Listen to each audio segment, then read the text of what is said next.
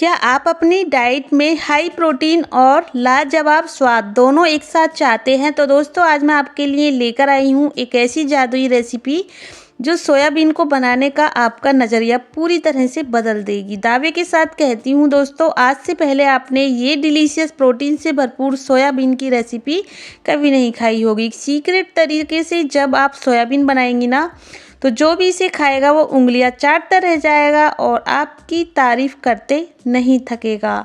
तो दोस्तों इस रेसिपी को बनाने के लिए मैंने 1 कप ये सोयाबीन ली है। कुछ लोग इसे सोया बड़ी कहते हैं, कुछ सोया चंक्स कहते हैं। तो इन्हें क्या करना है, इस तरह से एक किचन टॉवल पर फैला लें और अच्छे से इन्हें पोंछ लें। जो भी इनमें डस्ट वगैरह होगी वो साफ़ हो जाएगी, क्योंकि हम इन्हें धुलेंगे नहीं, तो इस प्रोसेस को करना बहुत ज़रूरी है। इस तरह से 1 कप सोया बड़ी को मैंने अच्छे से इस तरह से पोंछ कर तैयार कर लिया है। सोया बड़ी रेडी है। और चलिए दोस्तों अब चलते हैं गैस की तरफ। तो गैस पर मैंने एक कढ़ाई रख दी है और कढ़ाई में डालेंगे सरसों का ऑयल। वैसे आप चाहें तो कोई भी ऑयल ले सकते हो, जो भी आप इस्तेमाल करते हो। ऑयल को एकदम गरम कर लीजिएगा।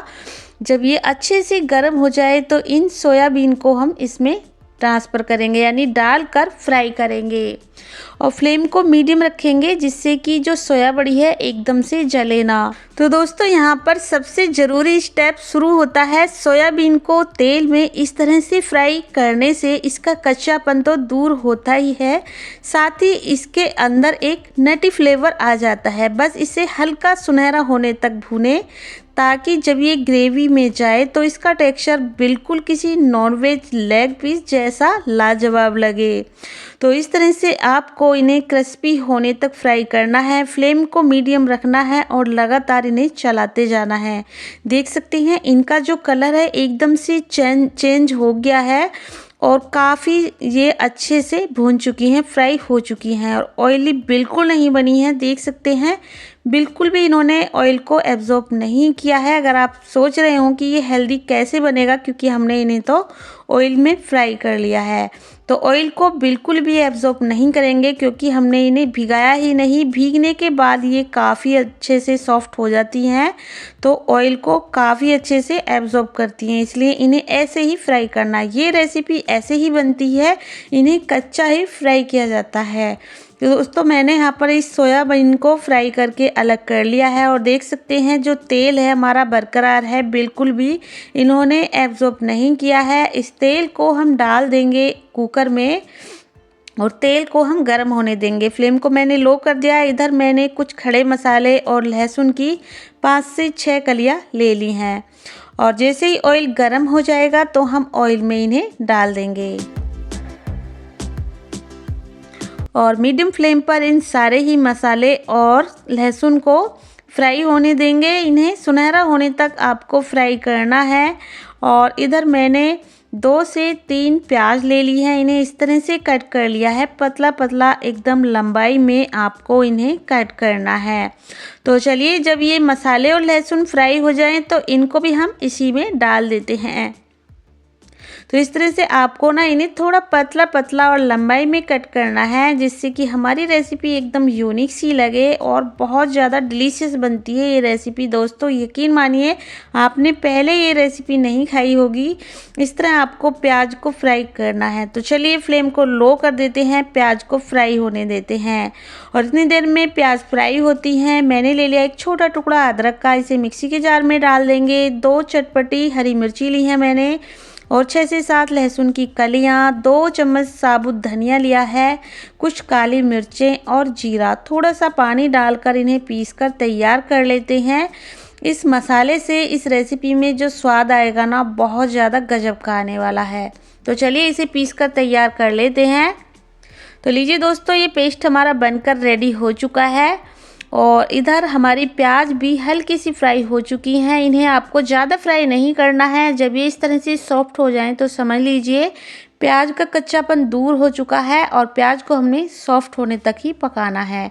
अब इस मसाले को पिसे हुए को इसमें डाल देंगे थोड़े से पानी के साथ और अच्छे से चलाते हुए इसको हमें पकाना है 2-3 मिनट तक।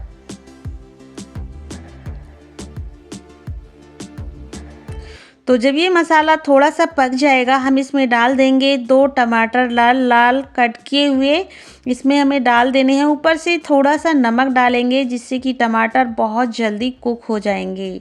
और अच्छे से मिक्स करना है आपको। इस तरह से इसे बनाएंगे ना तो बहुत जल्दी बन जाती है ये कुकर में। बहुत ही आसानी से इसे कोई भी बना सकता है। मसालों के साथ हमने टमाटर को अच्छे से मिक्स कर दिया है। अब हम इसमें डाल देंगे कश्मीरी लाल मिर्च का पाउडर आधा छोटा चम्मच, साथ में ही हल्दी पाउडर डालेंगे इसमें आधा छोटा चम्मच और अच्छे से मिक्स करेंगे।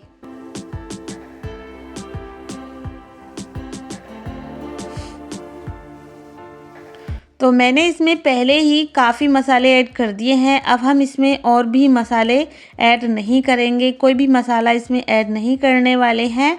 और इसी तरह से इसे लगातार चलाते हुए आपको मिक्स करना है ग्रेवी के साथ, मसालों के साथ।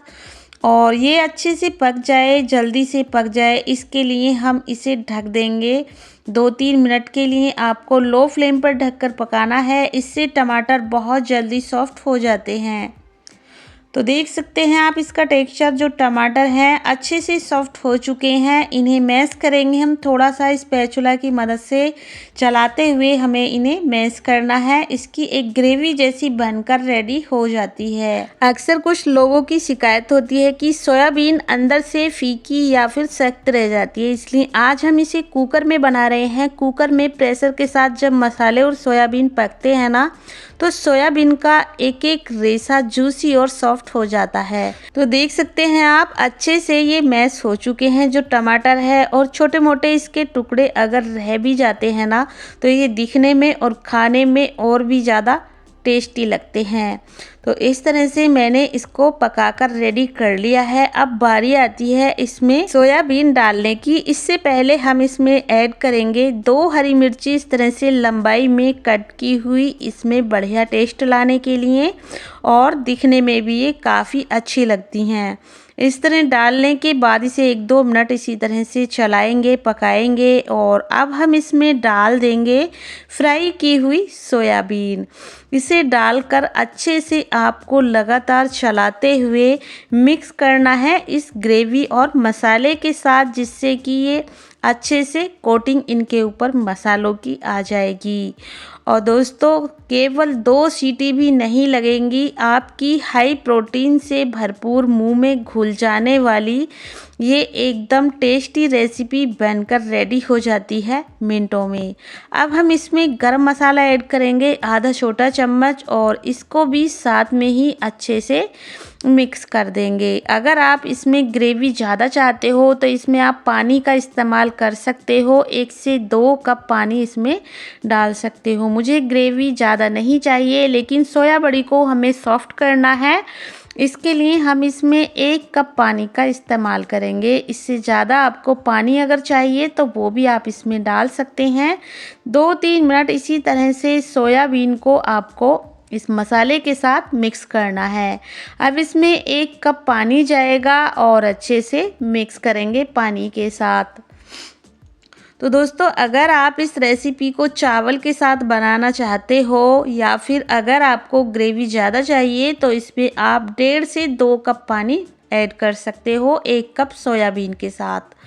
और इसमें हम टेस्ट के अकॉर्डिंग नमक का इस्तेमाल करेंगे। नमक हमने पहले भी इसमें ऐड किया था, उसी के अकॉर्डिंग आपको इसमें नमक का इस्तेमाल करना है। यहाँ पर मैं इसमें थोड़ा सा पानी और ऐड कर रही हूँ, लगभग आधा कप से भी कम मैंने इसमें पानी ऐड किया है, क्योंकि जो सोयाबीन होती है ये बाद में काफ़ी पानी को एब्जॉर्ब कर लेती है। अब हम ढककर लगाएंगे और 2 सीटी इसमें आने देंगे। फ्लेम को लो रखेंगे, लो फ्लेम पर ही आपको इसमें 2 सीटी लगानी है। और आप आवाज़ तो सुन ही रहे होंगे, इसमें मैंने 2 सीटी लगा दी हैं और इसके प्रेशर को निकलने देंगे। और देखिए, आप खुद देखिए इसका स्वाद और इसका जो कलर है, क्या रंगत और ग्रेवी का गाढ़ापन आया है। क्या कोई कह सकता है कि ये सिर्फ सोयाबीन है। इसकी खुशबू और रंग देखकर ही घर वाले डाइनिंग टेबल पर दौड़ पड़ेंगे। तो इस तरह से मैंने इसमें धनिया पत्ता डाल दिया है और मिक्स कर लिया है। तो देख सकते हैं हमने इसमें ना ही कोई मलाई डाली है, ना काजू, ना क्रीम, फिर भी हमारी ये डिलीशियस सी सोयाबीन की रेसिपी बनकर रेडी हो चुकी है। इसी चावल के साथ खाइए, पूड़ी, पराठा, रोटी के साथ खाइए, बहुत टेस्टी डिलीशियस रेसिपी हमारी लगती है। तो दोस्तों मेरी इस प्यारी सी वीडियो को आप देश के किस कोने शहर से देख रहे हैं मुझे कमेंट करके ज़रूर बताइएगा, जिससे कि मैं आपको थैंक यू बोल सकूं। तो दोस्तों तैयार है हमारी हाई प्रोटीन से भरपूर सोया वड़ी की ऐसी रेसिपी जो ना आपने आज तक खाई होगी ना देखी होगी। तो दोस्तों आज की रेसिपी आपको थोड़ी सी भी पसंद आए तो प्लीज़ वीडियो को लाइक शेयर ज़रूर कीजिएगा और आपके अपने चैनल कुक विद पुष्पा को सब्सक्राइब करना बिल्कुल ना भूलिएगा इसी तरह की और नई नई रेसिपी देखने के लिए। तो चलिए दोस्तों मिलते हैं फिर किसी रेसिपी के साथ, तब तक के लिए थैंक यू, बाय बाय।